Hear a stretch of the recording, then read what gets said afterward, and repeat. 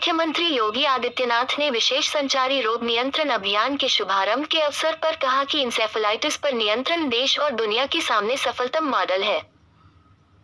हम आपको बता दें कि मंगलवार को मुख्यमंत्री योगी आदित्यनाथ ने बीआरडी मेडिकल कॉलेज गोरखपुर में विशेष संचारी रोग नियंत्रण अभियान का शुभारंभ करने के बाद बीआरडी मेडिकल कॉलेज के सभागार में 2 आशा कार्यकर्ती और 2 आंगनवाड़ी कर्मियों को उनके उत्कृष्ट कार्य के लिए मुख्यमंत्री से सम्मानित किया।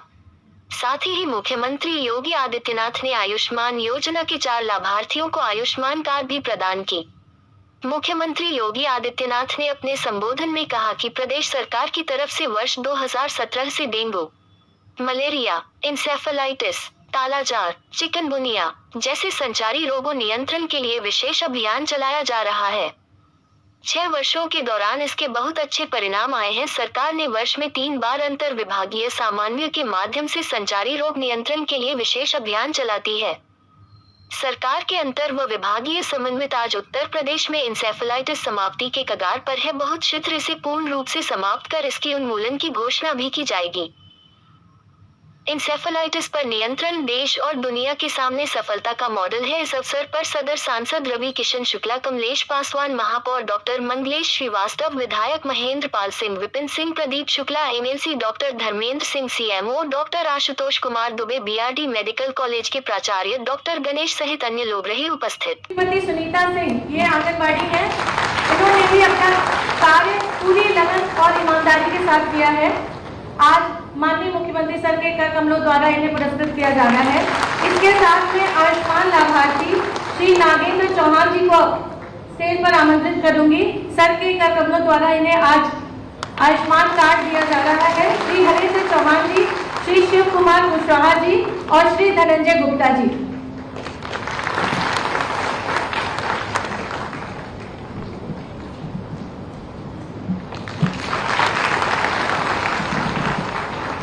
जोरदार तालियां बजती रहनी चाहिए। सर इस तरह से हमें हमेशा ही उपहार देते रहते हैं। गोरखपुर वासी इसके साक्षी हैं। सर का जब समय होता है सर के पास, सर हमें आशीर्वचन जरूर देते हैं। और इसके साथ मैं पूरे इस प्रांगण में जितने सभी आज यहाँ पर उपस्थित हैं, इन सभी की ओर से सर से आग्रह करना चाहती हूँ कि सर आज आपका आगमन यहाँ हुआ है, हमें अपना आशीर्वचन दें, अपने आशीर्वाद से हमें अभिसिंचित करें। धन्यवाद।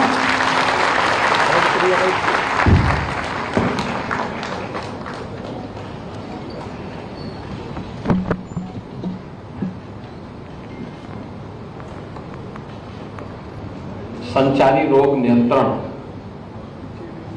और दस्तक अभियान के शुभारंभ के अवसर पर मंच पर उपस्थित गोरखपुर के लोकप्रिय सांसद श्री रवि किशन शुक्ला जी, माननीय सांसद बांसगांव श्री कमलेश पासवान जी, महापौर गोरखपुर डॉक्टर मंगलेश श्रीवास्तव जी, विधान परिषद के सदस्य डॉक्टर धर्मेंद्र सिंह जी, मान्य विधायकगण श्री विपिन सिंह जी, श्री महेंद्र पाल सिंह जी, श्री प्रदीप शुक्ला जी, भारतीय जनता पार्टी के जिला के अध्यक्ष युधिष्ठिर सिंह जी, महानगर अध्यक्ष श्री राजेश गुप्ता जी, मेडिकल कॉलेज के प्रधानाचार्य डॉक्टर गणेश प्रसाद जी, गोरखपुर के सभी प्रशासनिक अधिकारीगण, सीएमओ गोरखपुर, स्वास्थ्य विभाग के सभी अधिकारीगण और उपस्थित सभी भाइयों बहनों,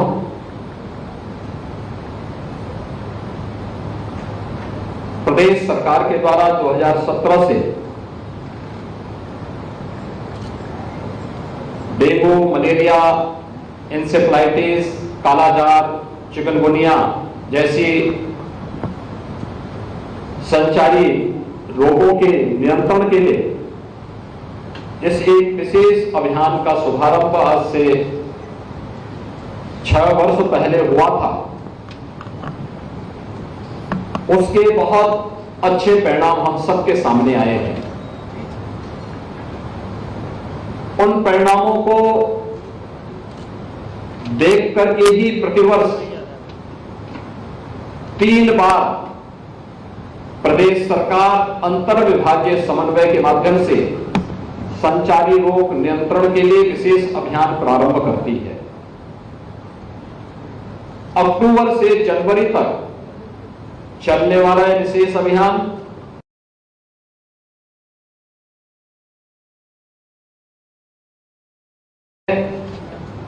पहले 15 दिन का कार्यक्रम जन जागरण के साथ साथ अंतर विभागीय समन्वय से हर विभाग कन्वर्जन के माध्यम से अपनी अपनी जिम्मेदारियों का निर्वहन करेगा।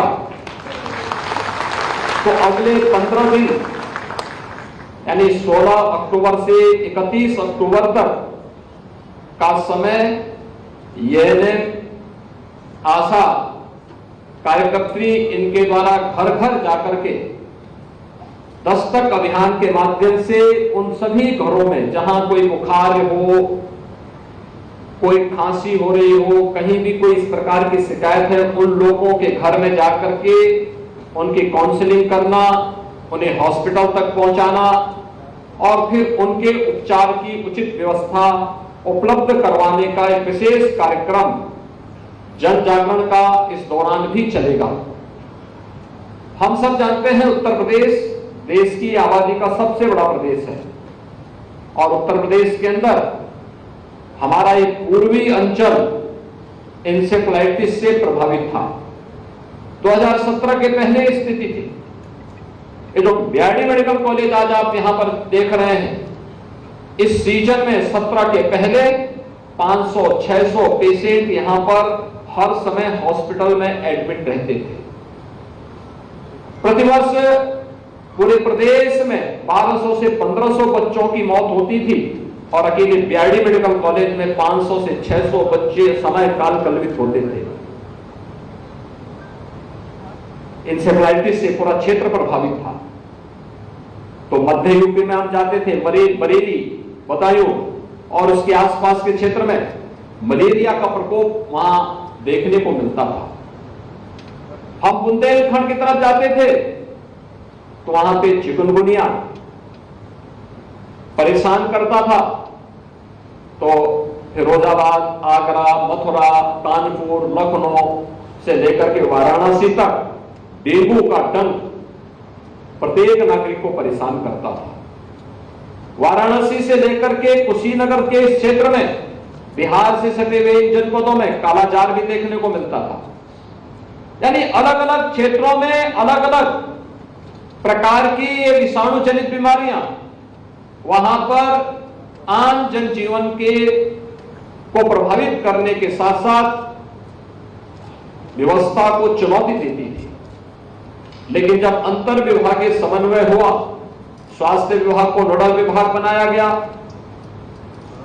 स्वास्थ्य विभाग के साथ नगर विकास विभाग, ग्राम्य और विकास और पंचायती राज विभाग, महिला और बाल विकास विभाग, स्कूली शिक्षा के विभागों को जोड़ करके दिव्यांगजन कल्याण विभाग आदि सभी विभागों को जोड़ करके जब एक कार्यक्रम प्रारंभ हुआ और सबसे कहा गया नगर विकास स्वच्छता के कार्यक्रम को नगरीय क्षेत्रों में, तो ग्रामीण क्षेत्र में यही कार्य पंचायती राज को करना है। शुद्ध पेयजल की आपूर्ति नगरीय क्षेत्र में नगर विकास को करना है, तो ग्रामीण क्षेत्र में ग्राम्य विकास विभाग को इस कार्य को करना है। हर बीमारी की जड़ है कुपोषण, गंदगी या कुपोषण। कुपोषण के खिलाफ महिला और बाल विकास विभाग के माध्यम से एक अभियान चलाना और सभी विभागों ने अपनी जिम्मेदारियों का निर्वहन किया, तो परिणाम आप सबके सामने है। परिणाम आज से 5 वर्ष पहले इसी सीजन में अकेले इस बीआरडी मेडिकल कॉलेज में 500 से 600 इंसेफ्लाइटिस के मरीज होते थे और मृत्यु की संख्या भी लगातार बढ़ती थी। जब ये सीजन 15 नवंबर के बाद समाप्त होता था तब तक 500-600 मौतें हो चुकी होती थी। लेकिन आज मुझे बताते हुए प्रसन्नता है, जापानी इंसेफ्लाइटिस का एक भी पेशेंट आज के दिन पर नहीं है। एक्यूट इंसेफ्लाइटिस से जो मामले आ रहे हैं उसमें हमने दोनों उपाय किए हैं। एक, सर्विलांस को मजबूत किया है। इंसेफ्लाइटिस ट्रीटमेंट सेंटर चल रहे हैं, मिनी पीपो हर जगह स्थापित हुए हैं। कुछ सरकार ने किए हैं, डबल इंजन की सरकार ने किया है, कुछ सीएसआर से स्थापित हुए हैं। मैन पावर की आपूर्ति वहां की गई है, ट्रेनिंग के कार्यक्रम हुए हैं। सर्विलांस को दस्तक अभियान के माध्यम से घर घर जाकर के एएनएम और आशा वर्कर जाकर के उस हर व्यक्ति को जो किसी प्रकार से पीड़ित है या लापरवाही करते थे, उन सभी लोगों को हॉस्पिटल तक पहुंचाने की व्यवस्था की गई।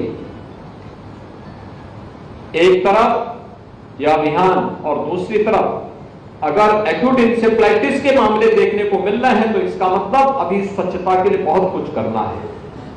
स्वच्छता के इस कार्यक्रम के लिए शुद्ध पेयजल हो, हर घर नल की योजना लागू की जा रही है। देश की सबसे बड़ी योजना है हर घर नल योजना।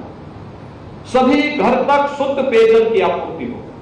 तो स्वच्छता के लिए भी विभिन्न विशेष कार्यक्रम चल रहे हैं। आपने देखा होगा 1 अक्टूबर को आदरणीय प्रधानमंत्री जी के मार्गदर्शन और नेतृत्व में पूरे देश ने राष्ट्रपिता महात्मा गांधी को स्वच्छांजलि दी थी, यानी स्वच्छता के माध्यम से अपनी श्रद्धांजलि अर्पित की। राष्ट्रपिता महात्मा गांधी के प्रति इससे बड़ी श्रद्धांजलि दूसरी नहीं हो सकती कि जो उनका प्रिय विषय है, क्योंकि वो जानते थे गंदगी होगी तो बीमारी होगी, बीमारी होगी तो स्वाभाविक रूप से व्यक्ति की कार्य करने की सामर्थ्य और शक्ति कमजोर होगी। अगर हमें भारत को एक सशक्त भारत बनाना है, समर्थ भारत बनाना है, स्वावलंबी भारत बनाना है, उसका मार्ग स्वच्छ भारत अभियान से चलता है। और प्रधानमंत्री मोदी जी ने 2 अक्टूबर 2014 को इसी स्वच्छ भारत अभियान का शुभारंभ किया था और आज उसी का परिणाम है। हर घर में टॉयलेट बने, स्वच्छता के प्रति लोगों में जागरूकता पैदा हुई। हम लोगों ने जगह जगह जाकर के विभिन्न प्रकार के कार्यक्रम प्रारंभ किए। प्लास्टिक पे बैन किया गया। हमें अपने इसको दैनिक जीवन का हिस्सा बनाना पड़ेगा।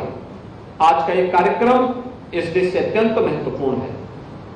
देश के विभिन्न राज्यों में डेंगू इस समय कहर बन करके टूटा है। उत्तर प्रदेश में संचारी रोग नियंत्रण का परिणाम है कि काफी हद तक एक नियंत्रण में है, लेकिन जिस प्रकार का सीजन है उसमें हमें सतर्क रहना पड़ेगा। अगर डेंगू के लिए, इंसेफ्लाइटिस के प्रति भी, कालाजार और चिकनगुनिया के प्रति भी, मलेरिया के प्रति भी, और इसलिए संचारी रोग के इस अभियान में व्यापक जन जागरण के साथ साथ एएनएम, आशा वर्कर, स्वास्थ्य कर्मी, सभी हॉस्पिटल से जुड़े हुए पैरामेडिक्स, चिकित्सक, ये सभी लोग मिलकर के और विभिन्न विभागों के द्वारा जो अभियान चलाए गए सभी लोग मिलकर के अगर कार्य करेंगे उसके बहुत अच्छे परिणाम सामने आएंगे। मुझे पूरा विश्वास है कि जैसे इंसेफ्लाइटिस को हम लोगों ने पूरी तरह समाप्ति के कगार पर पहुंचा दिया है, बहुत शीघ्र हम लोग इसके उन्मूलन की घोषणा भी करेंगे। और मेरा सबसे आह्वान होगा, प्रदेशवासियों का आह्वान होगा कि इंसेफ्लाइटिस एक उदाहरण है आपके सामने, एक सक्सेसफुल मॉडल है देश और दुनिया के सामने कि सरकार ठान ले, प्रशासन उसके साथ संकल्प के साथ खड़ी हो जाए, सभी लोग अपनी अपनी जिम्मेदारियों का निर्वहन कर ले, तो एक असाध्य सी कही जाने वाली बीमारी भी कोई समय नहीं लगता उसको समाप्त होने में। और इंसेफ्लाइटिस का उदाहरण हम सबके सामने है। और ऐसे ही अन्य जितने भी संचारी रोग हैं, इन सब के लिए समाज की जागरूकता, आम जनमानस की जागरूकता, स्वास्थ्य कर्मियों की सतर्कता और हर विभाग अगर अपनी अपनी जिम्मेदारियों का ईमानदारी पूर्वक निर्वहन कर ले तो कोई कारण नहीं कि हम डेंगू, कालाजार, चिकनगुनिया, मलेरिया जैसी संचारी रोगों को भी पूरी तरह उन्मूलन करने में सफल हो जाएंगे। और उस दिशा में बढ़ाया जाने वाला एक कदम, इसके लिए यहाँ पे रीजनल रिसर्च सेंटर, वायरोलॉजी का जो रीजनल सेंटर है, उसकी स्थापना भी इसी बीआरडी मेडिकल कॉलेज में है।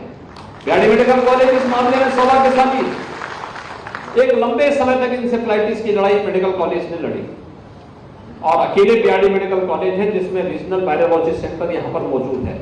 इस वायरोलॉजी सेंटर के लिए हम लोगों को निरंतर कार्य करना होगा।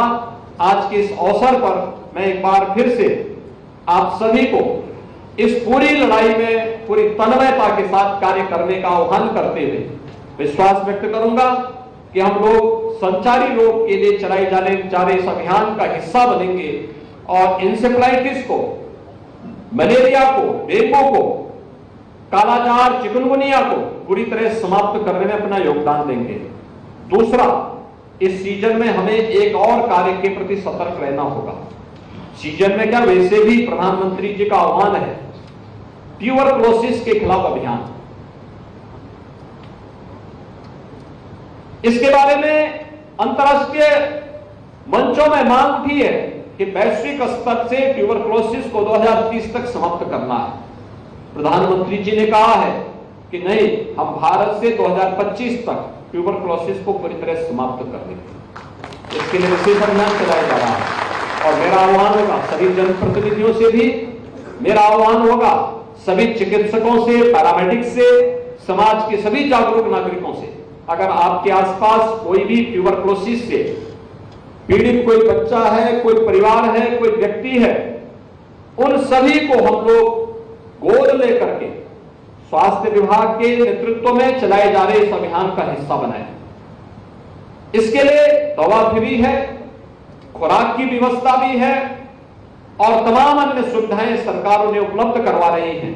अगर हम उन लोगों तक ये सुविधा उपलब्ध करवा देते हैं तो ये बहुत बड़ी सेवा मानवता की होगी, समाज की होगी, राष्ट्र की होगी। इस अभियान का हिस्सा हम सब बनेंगे। इस विश्वास के साथ संचारी रोग नियंत्रण और दस्तक अभियान के शुभारंभ के अवसर पर मैं इस पूरे अभियान के प्रति अपनी शुभकामनाएं देता हूं। धन्यवाद। जय हिंद।